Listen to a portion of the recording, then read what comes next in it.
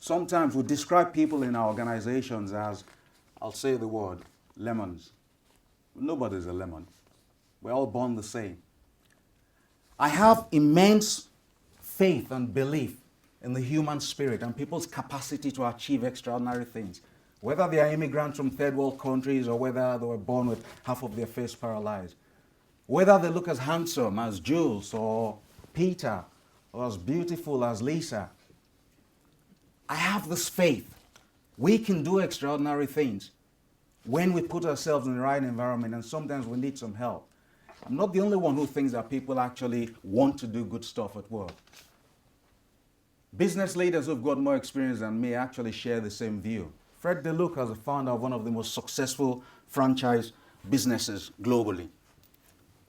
He says that most people come to work to do a good job, and that it's probably bosses who screw things up. In the procurement space specifically, one of the challenges that we face is that, as Tanya mentioned earlier on, technology is powerful. Processes and tools are powerful things as well. But the truth is that those things are just enablers. They enable us to get the work done in a slick way. Okay? It's a bit like when you go and enjoy a fantastic meal in a restaurant. Things happen in the kitchen. The chef uses tools that are like the tools that technology is to us. But it's not really the tools in the kitchen that create the wonderful meal, is it?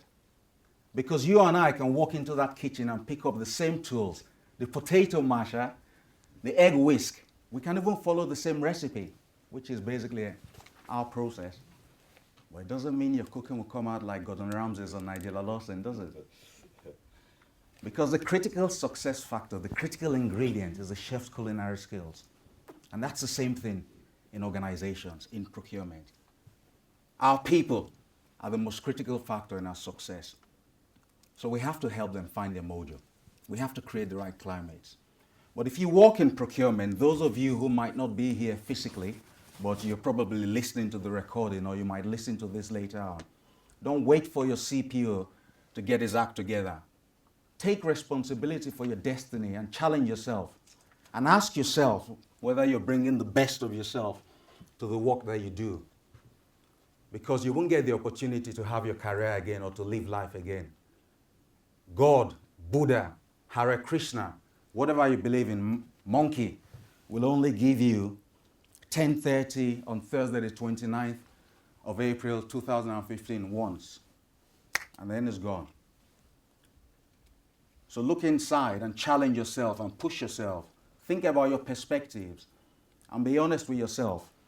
If the job you're doing really doesn't bring out the best in you, ask yourself why. Focus on your personal effectiveness and challenge yourself about where you're spending your time and your energy.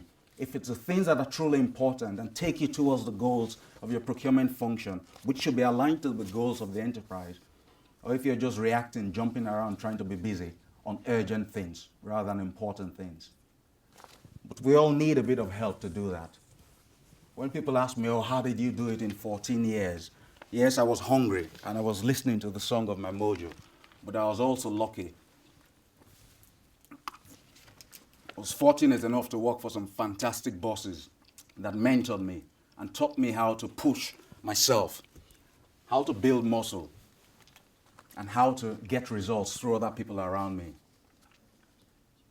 Leadership is the single biggest factor that affects people's motivation and performance at work.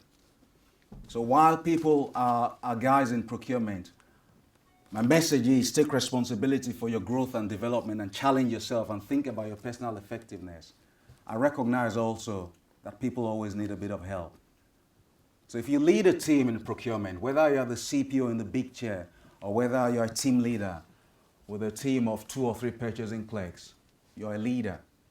The truth is that we're all leaders.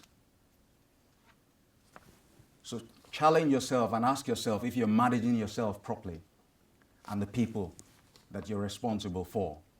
Because when we can do that, when we give people stretching goals that help them grow and they can see their contribution to the organization, we reward them in ways that make them feel special, part of something greater than just the paycheck.